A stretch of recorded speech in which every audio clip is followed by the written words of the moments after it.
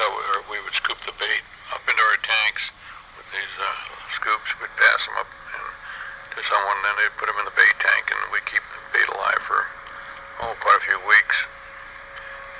One gentleman there scooping was Uncle Pete, my uncle. They're now that we're actually feeding the bait here. We'd grind up tuna, and we had a big grinder, and we'd put the ground tuna in, and see they're feeding it now, the bait, because they had, if you want to keep for any length of time, they had to have some food.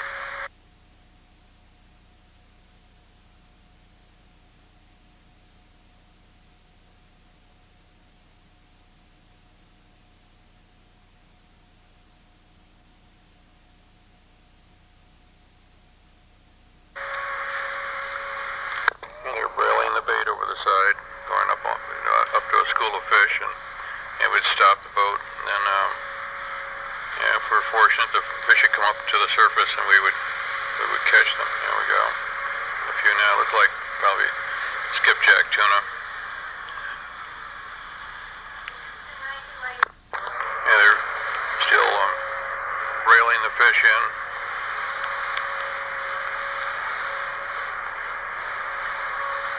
I could say that we carried about 75 ton of fish totally, and occasionally we'd come in with a full load.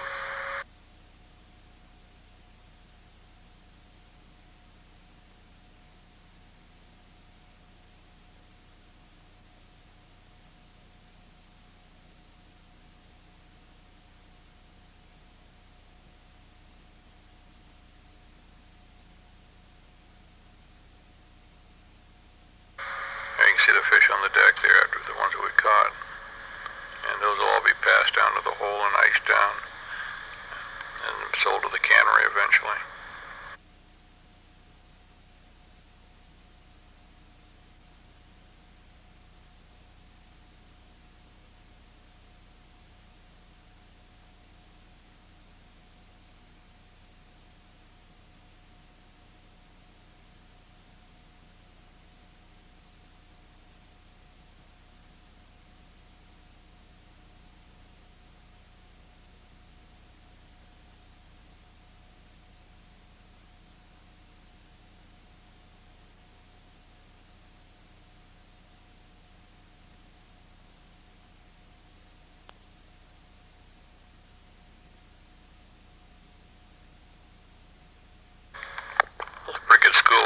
Fish, you can see we really pull them in quite readily there. It wouldn't take long at that pace to catch a ton of fish.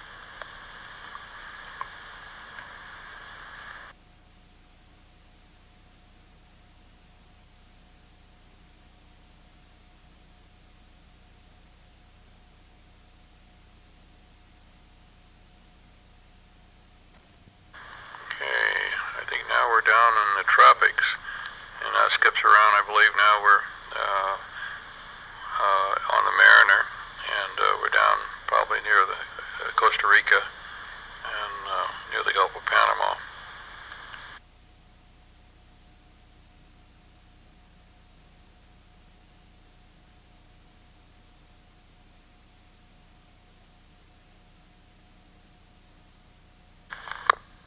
Now we're in the Galapagos Islands. That's a Humboldt penguin.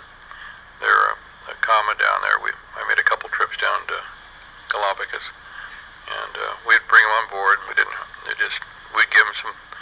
They like to get in the bait tank and eat our sardines, and but they're cute little rascals. They're almost pretty personal. They didn't seem to have any fear at all. So we keep them on board for a short time, then we just throw them back, and they would swim off to wherever. They were pretty cute little guys, creatures. They just hang around the boat there, and then we'd just throw them over the side.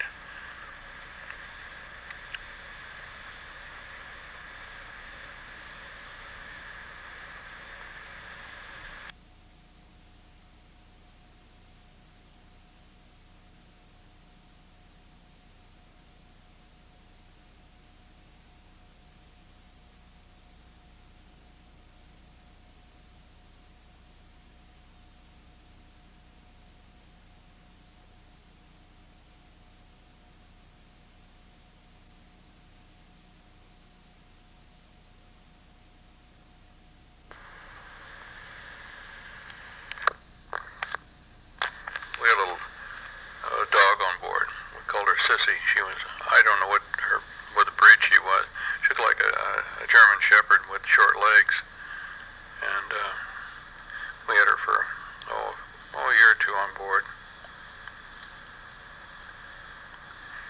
She's chasing a cigarette.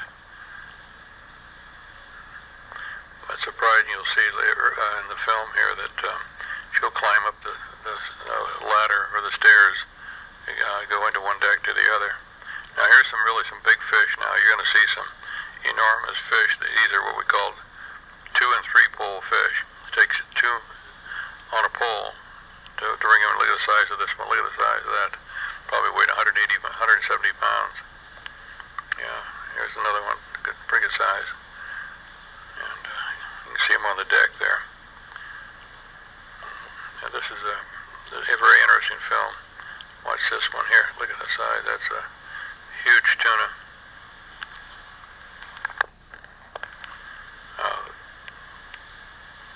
This is off Galapagos Islands, where we're fishing just south of one of the islands at that particular day. But these are just enormous sized tuna. You see that they're having a tough time. They're trying to get it up. Oops! The fish got them down. They can't seem to get it up. There, they got one there. There's one.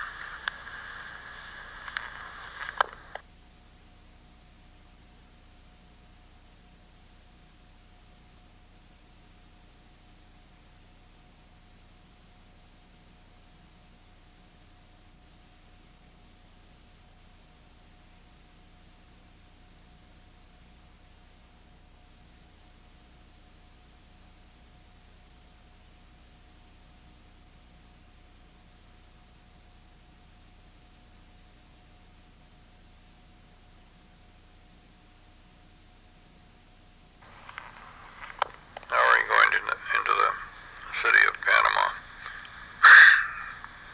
and we'd go there and replenish our supplies of fuel and food. Because we were a U.S. vessel, the government let us tie up there in the canal zone, they called it. And we could go ashore there and get a little rest and like I say, restock. That's a picture of myself when I was about 19 years old probably at the time. That's Richard.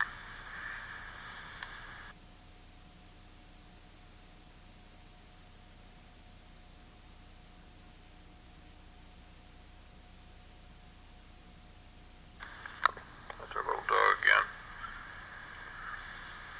Our little mascot.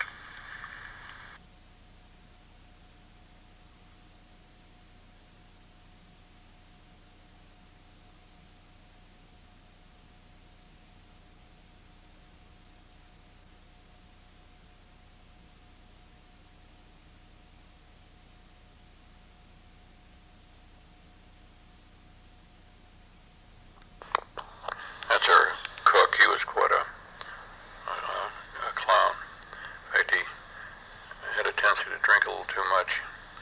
He'd go ashore and he'd really lay it on. Here is my cousin, myself, Richard, and I.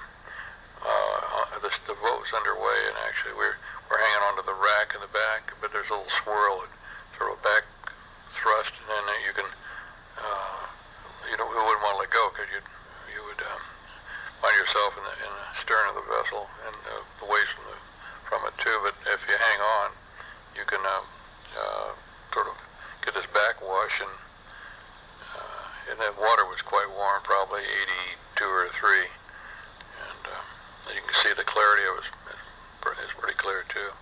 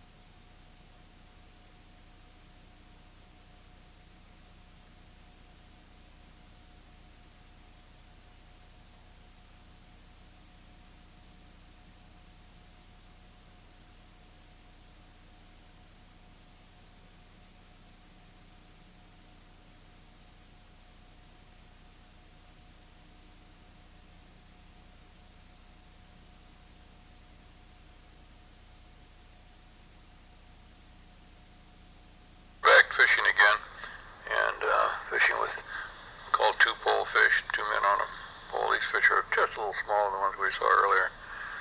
And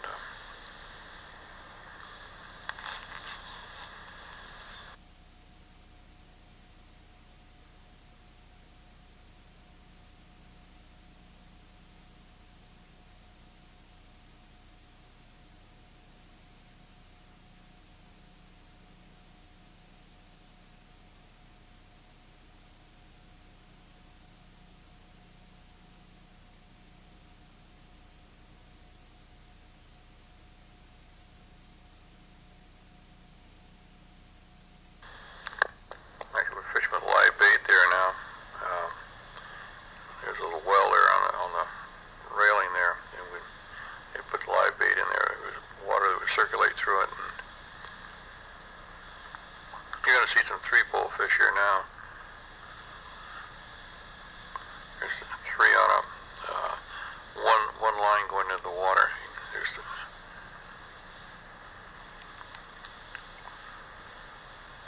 you can see how it's a little easier when 3 are fishing on it instead of 2. You get a little more strength. The guy was our assistant engineer. He was sort of a clown, but he's taking a little nap in between schools of fish, and you don't see it, but the guys are going to dump a bucket of water on him from the upper deck.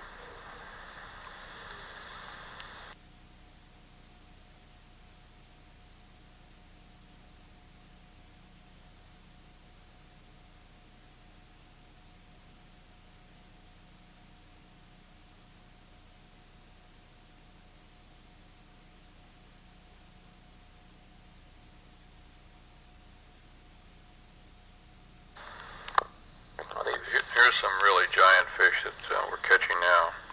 We're still where the Galapagos Islands. Watch the size of this thing. Look at this. That is a huge fish. That could top maybe 200 pounds. Anywhere from 180 to 200 pound fish.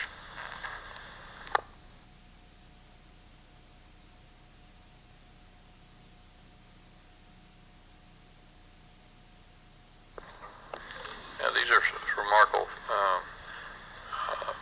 fishing pictures. You just don't,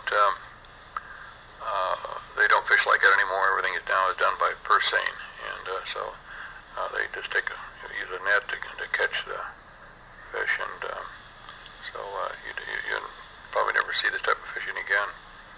We're trying to get this one in here if they can get it in. These things are so mammoth; they're just huge. Here, look at the size of this. It can land it in the rail. Huge fish.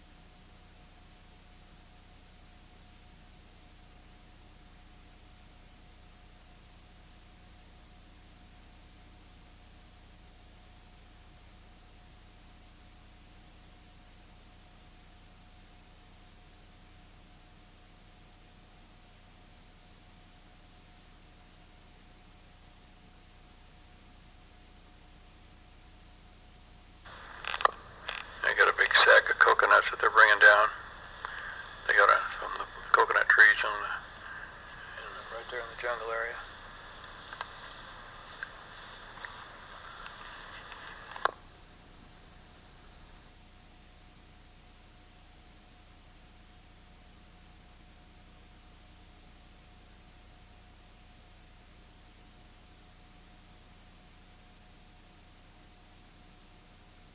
We're back in Panama.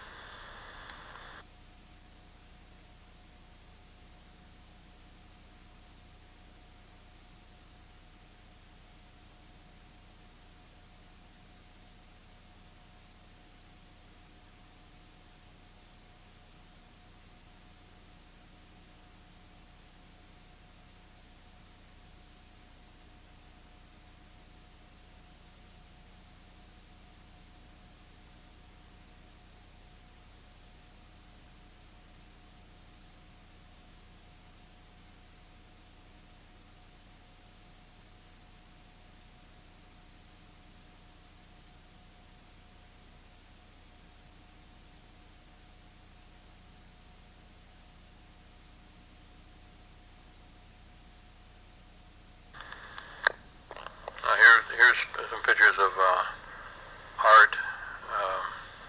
He went on a trip, one of the trips. There he is right there. There's Art. I don't know, he teen somewhere, probably 16, 17. He made a trip one summer, and I didn't go on this particular trip. There's a short picture of him there. There's our cook I was telling you about. They like to drink too much. Apparently, got a little hangover there, feeding the fish.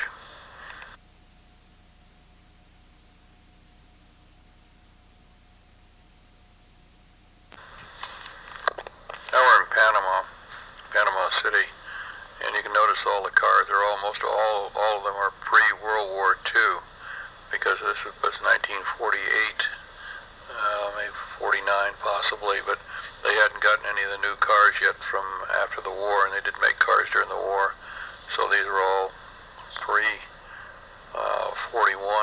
probably 49. I mean 41, 40. They quit making cars for that during the period of the war.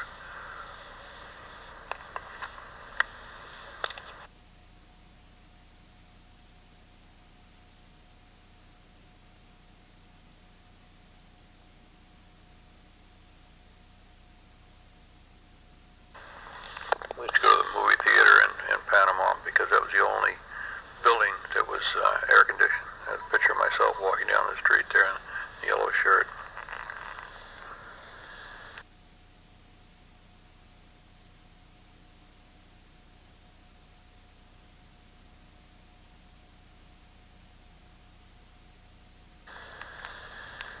Real classic cars in that group there.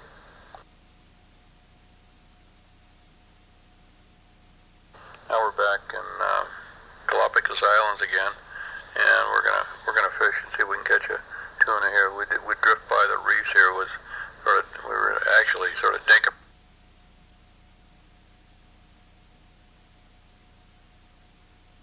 Now we're down around the Gulf of Panama, possibly Costa Rica. Anyway, we're gonna go ashore and get some bananas. Yeah, beautiful country though. You can see the there, and this gorgeous place. In fact, we jumped off one of the rocks here in the ocean there when we were ashore. Those are banana trees, and we went in there and, like I say, got some bananas from. I don't know if we got them at one of the farmers there, or we just found some wild growing along the shore.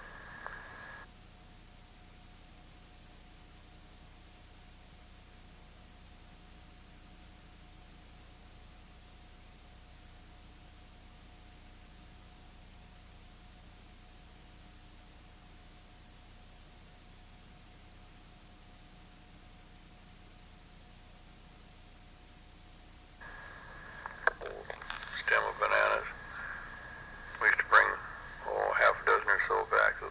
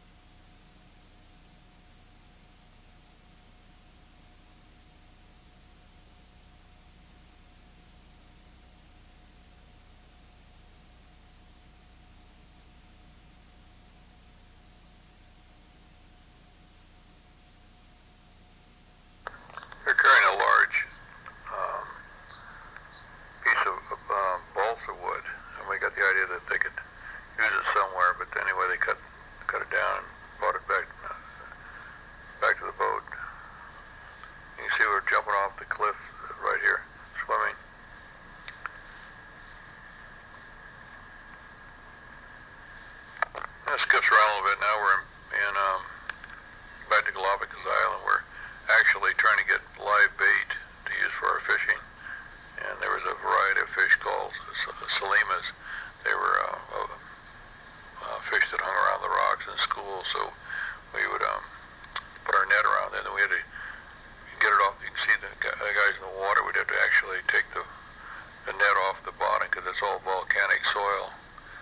And we used to dive too. Could dive down and free the net with breathing apparatuses. We had a bell helmet we used to wear. But anyway, that's how we would get bait in Galapagos.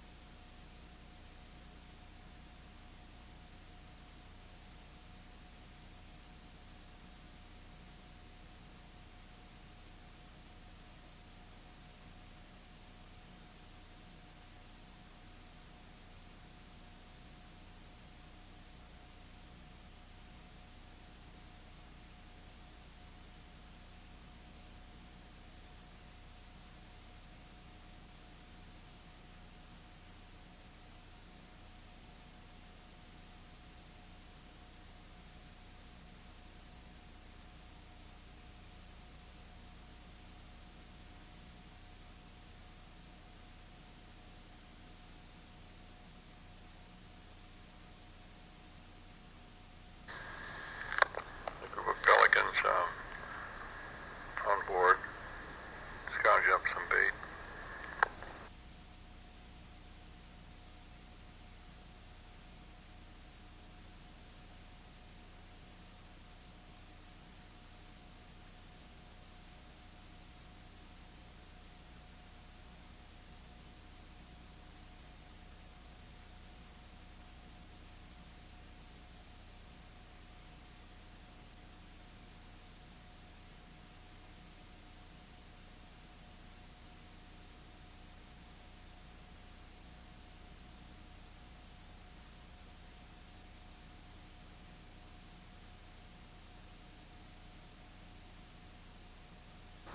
We're back in Panama City, in the canal zone. That was a U.S. area at the time. I think it was led by until, I think it was Carter. They had an agreement with Panama, the Balboa, they called it, the canal zone. And it was actually U.S. operated, our service personnel, and the people that ran the canal, which was the United States, lived there.